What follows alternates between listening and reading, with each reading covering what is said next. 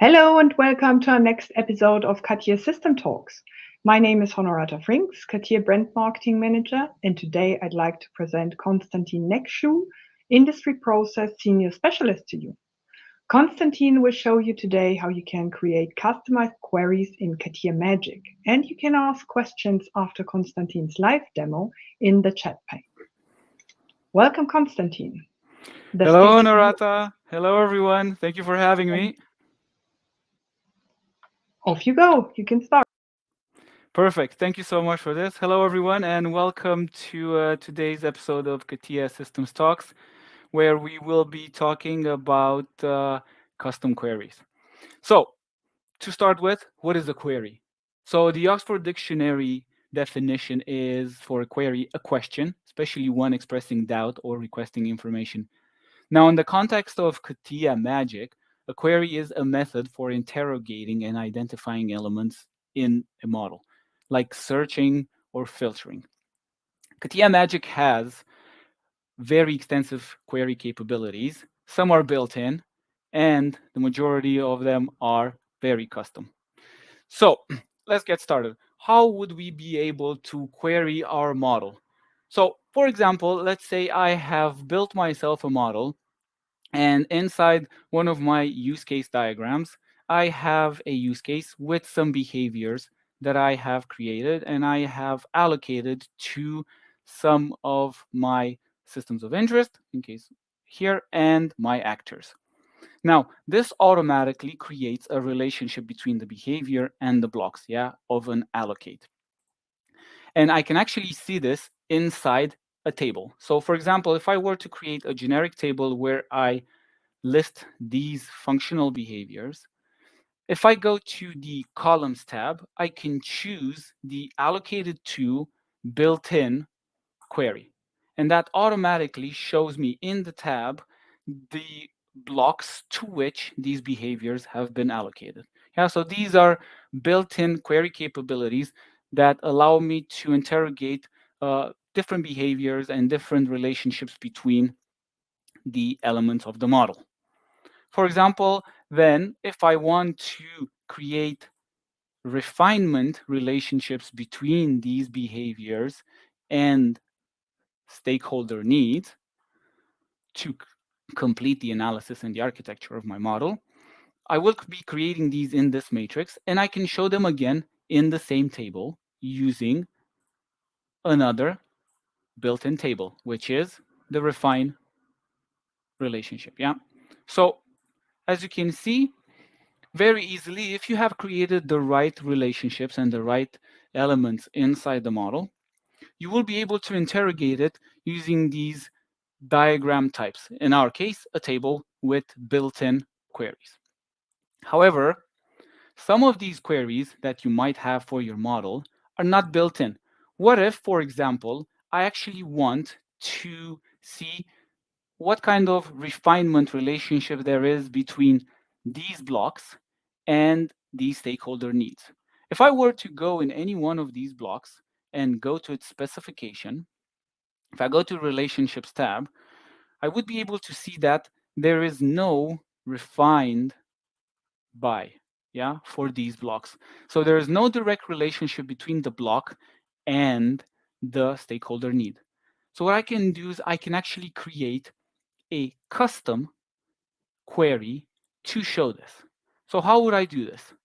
So let's say I create another table where I list some subsystems for my architecture.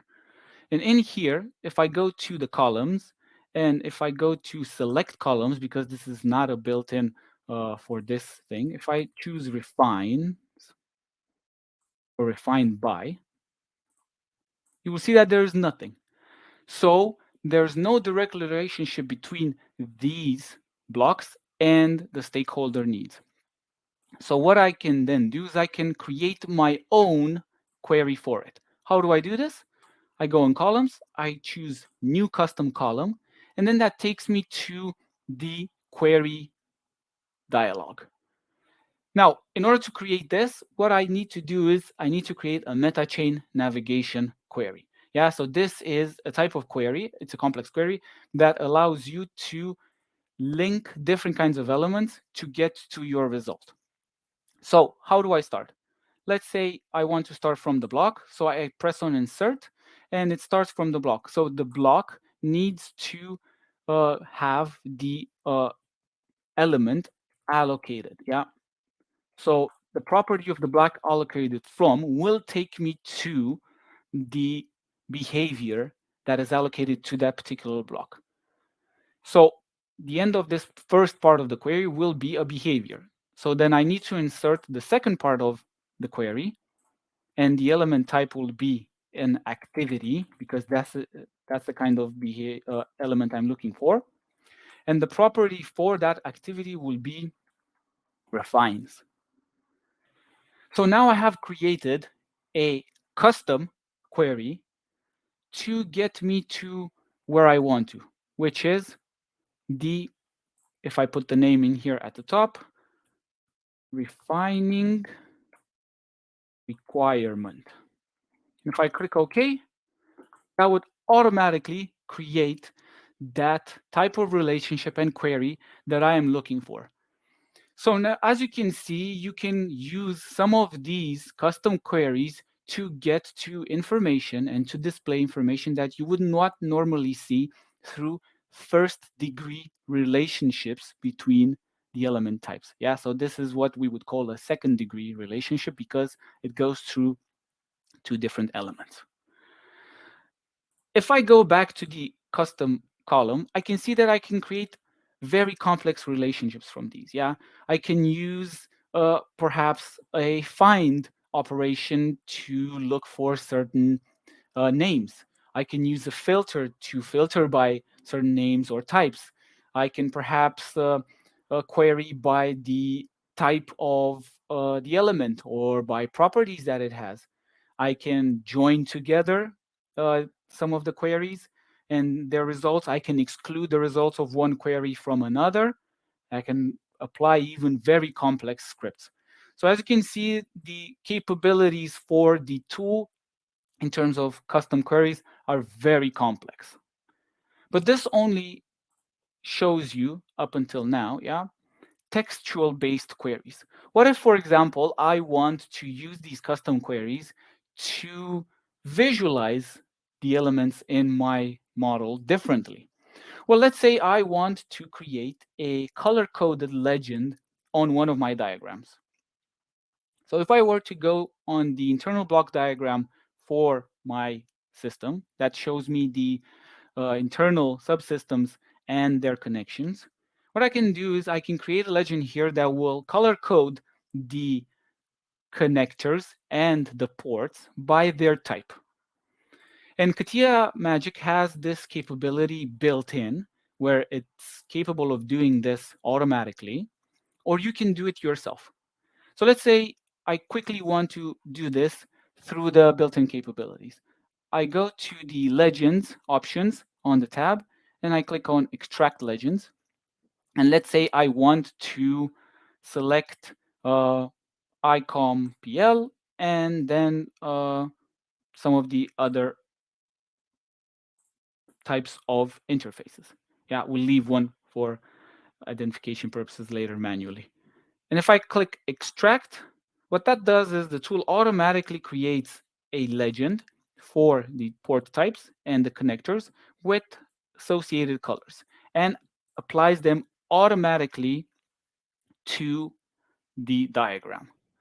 Now, this is very powerful because it allows you to quickly determine and create these legends for the need that you have in that particular diagram. However, if I want to then apply some of these to some of the other elements, I cannot because these are not the legends that are created, yeah, manually. So what I can then do, if I wanted to, I can add my own elements to these legends. So in port types, let's say I want to create another item for the legend. So if I go to create items, I put a legend and I say power, yeah, that automatically creates a legend. I go in it, I choose its adornment, which refers to the colors, yeah, that I want to apply. Let's say I want to do a blue. I press OK, press OK. And then I can choose elements by query in a similar fashion to how they have been chosen by the automatic. So if I were to go on these existing elements, I can see that, the elements are by condition, and this is applied through a custom query, which looks at a particular type of interface. Or, yeah, let's say for power, I want to do them myself. So what I will do is I will go on the diagram, I will manually select the ports, right click, I will go to legend item, I will choose power, I'll press apply, and that will automatically apply the legend that I have done. So this is one way to, or multiple ways actually, to create legends on your diagram automatically or manually. And at any point in time, you can go and you can modify the names of these. I can modify its color. I can modify its type of adornment, all of the elements that I want to actually show.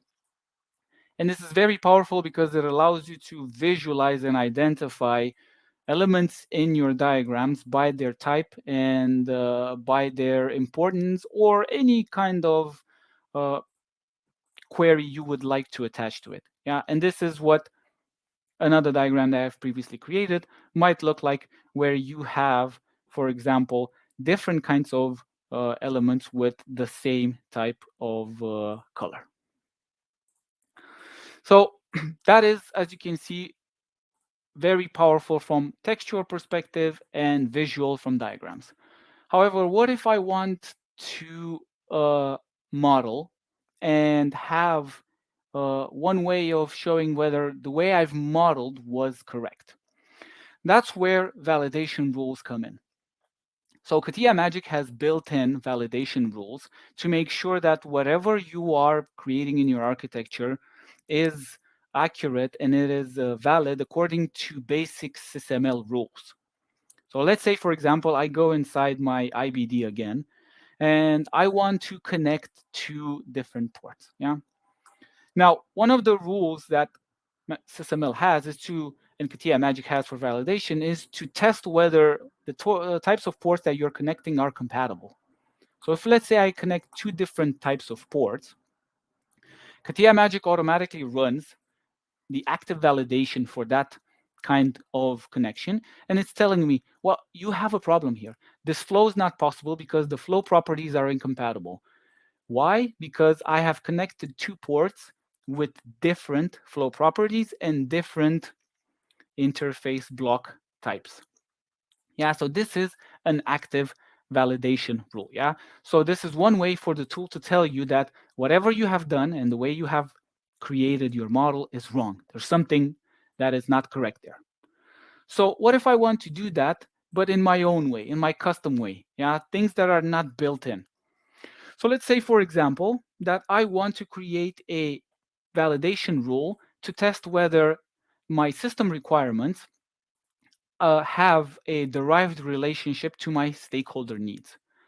So, well, how do I do that? Well, I need to first and foremost create a package for my custom validation rule. So what I do is I create a package, and then right-click on it, and I stereotype it using a validation suite stereotype. And we will see why we are choosing just validation suite for now, because you have validation, active, and system. And then inside this, I create a constraint, yeah, that I stereotype as a validation rule. Again, you need to do this for the constraint to run as a validation rule. And inside this particular validation rule, I then define what does the validation rule need to test and what is, it looking for. So first of all, I give it a name. I can give it an abbreviation so that when I run the validation suite, it tells me what sort of requirement, and what sort of validation rule it's looking for, its error message, and what type of validation rule it is. If it's an error, if it's a warning, just an info, or some other type, depending on what you're looking for and your need. I can constrain the type of element that it's going to validate so that it runs more efficiently and it's not running for every single possible element in my model, which is what I want right now because I only want to test for requirement type elements. And then I can choose its specification. So what is it actually going to be testing for? What is it going to be querying? So in here, I can build a custom complex query. And how is this going to look in my case? Well, I need to look at the requirements, and I start with a meta chain navigation where I'm looking for, a requirement and its property which is derived from. Yeah, so I need to look at the property of what is this requirement derived from. So in that particular property, the next part of the complex query is to test whether that field is not empty. And that is done through two other operations, which is empty and not. So at the end of this, the result is that the query will test for every single requirement whether it's derived from property is not empty. If it's not empty, the validation rule is correct and there's no issues. If it is empty, then it's going to throw the error and it's going to actually say, requirement is not derived, and it's going to show it as an error. So let's test it out. Yeah. Let's say I want to go back to my requirements, my system requirements, and in here, I will test for some of these system requirements. Yeah, so if I go into the containment tree, and if I click on them, and if I select some of them, let's say I want to run the validation rule for these requirements. I right-click on the set that I have selected. I go to validation. I click on validate. And here it takes me to the validation dialog. Now, if I wouldn't have selected a validation suite stereotype for the package, I wouldn't have been able to select it in here. Yeah. And inside the validation dialog, you have some pre-created built-in validation rules, and you can also have the ones that you have created. And in here, I select custom validations rule, which is my suite. I validate just for the selection, not the entire project, to keep this simple. Yeah. And then I click validate. And that runs through the model. And it's telling me, well, out of all of those requirements, yeah, I have figured out that you have two of them that are not derived and do not have the relationship of derived from a stakeholder need. Yeah. So you might see now that visually and textually, you have elements in your model that do not conform to your architectural modeling requirements and needs and guidelines for your own organization.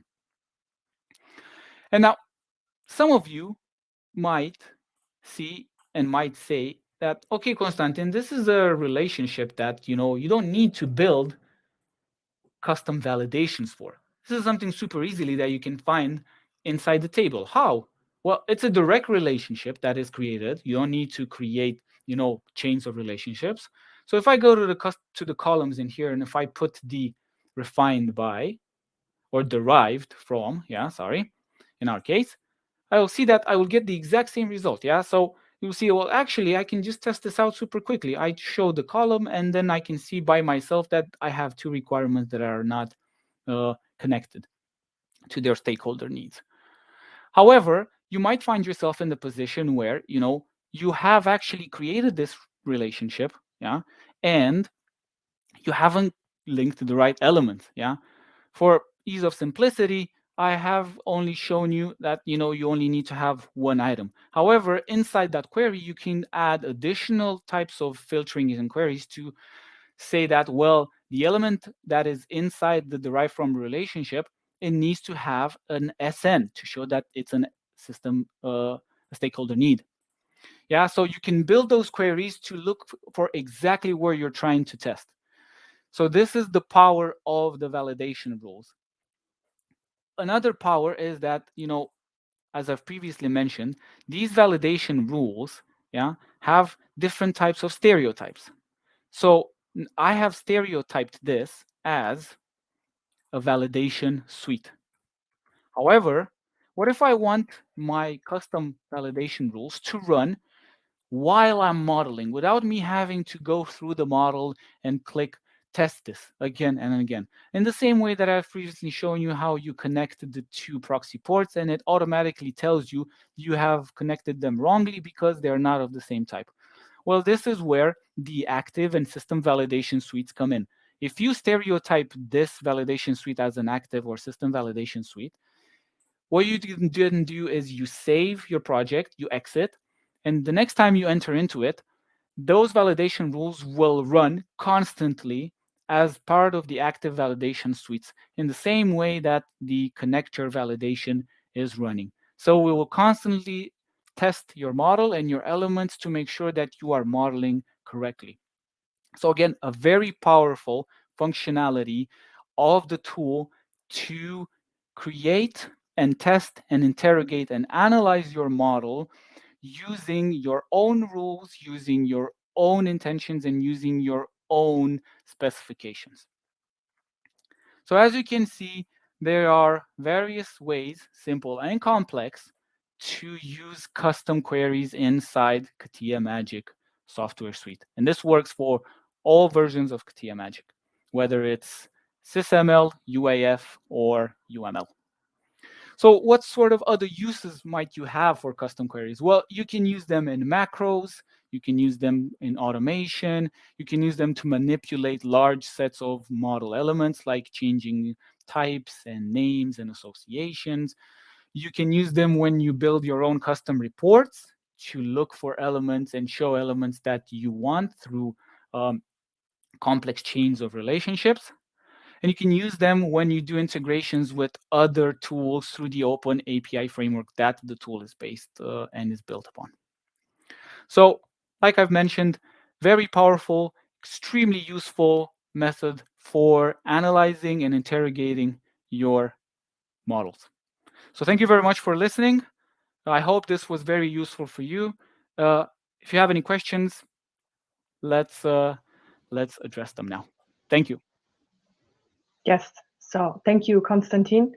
So if you have any questions about how to customize these queries in CATIA Magic, you can ask these questions now.